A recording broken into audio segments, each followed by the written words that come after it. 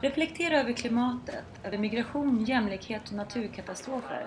Så sa den chilenska arkitekten Alejandro Aravena när han bjöd in arkitekter att ställa ut på Arkitekturbiennalen i Venedig. I trädgården Giardini finns de nationella paviljongerna.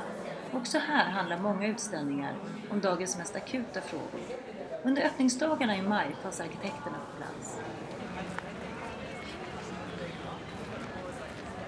David Basulto var utställningsansvarig för den nordiska paviljongen och han satte arkitekterna i terapisoffan. From one side, we are presenting in this pyramid the tremendous work that they have done crystallizing, materializing the Nordic model.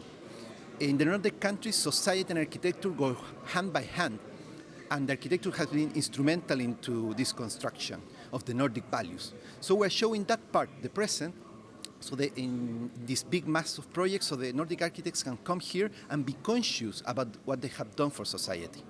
But on the other side, we have the couches when we invite them to look themselves into the mirror through a series of interviews in the form of testimonial from a selected group from architects from the pyramid.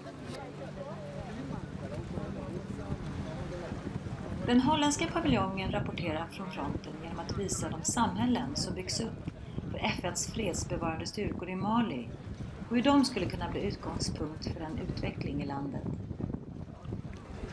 We are exploring what design can bring into the planning process of missions, if we can civilize a bit these bases, if we can use them as catalysts for local empowerment, if you can try to engage in a conversation with policymakers to make resources available for the local community and how. And if you improve and try to introduce design into the planning process of these missions, you can actually empower many people and elevate many people from poverty.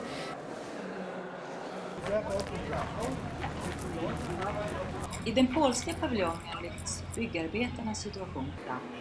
Finns det ett rättvist byggande? Och vilket ansvar har arkitekterna? By sharing the stories of those who are directly involved in the process of building, meaning construction site workers, we want to show the human cost of architecture, which is usually hidden. Usually people don't think that, and it's not brought up in discussion about architecture. And we think that as we are on Arkitekturbiennalen, it's really good. It's a good moment to start a discussion about that and to ask, is fair building possible, and whose responsibility is it?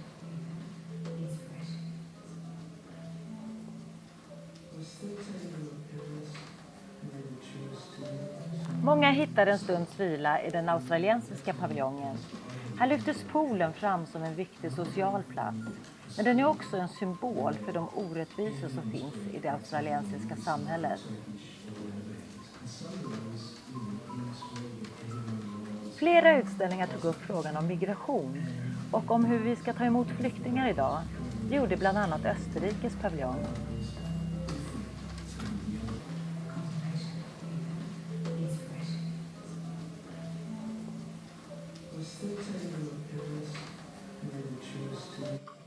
Den danska paviljongen fyller på 130 modeller.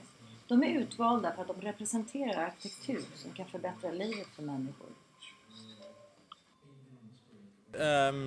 What we call it art of many, and it means the art of creating for the many and not only the 1%, but it's also the art of many offices, many Danish offices.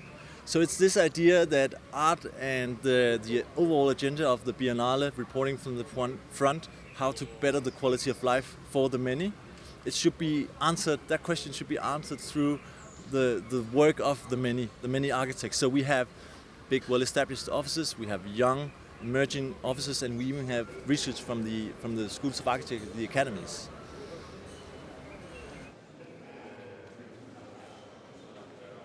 Vilka spår lämnade finanskrisen 2008 efter sig i arkitekturen? Hur tar vi hand om vårt avfall? Och hur ska vi lösa bostadskrisen? Årets arkitekturbiennal handlar om de stora globala frågorna och om vilken roll arkitekturen spelar för att lösa dem.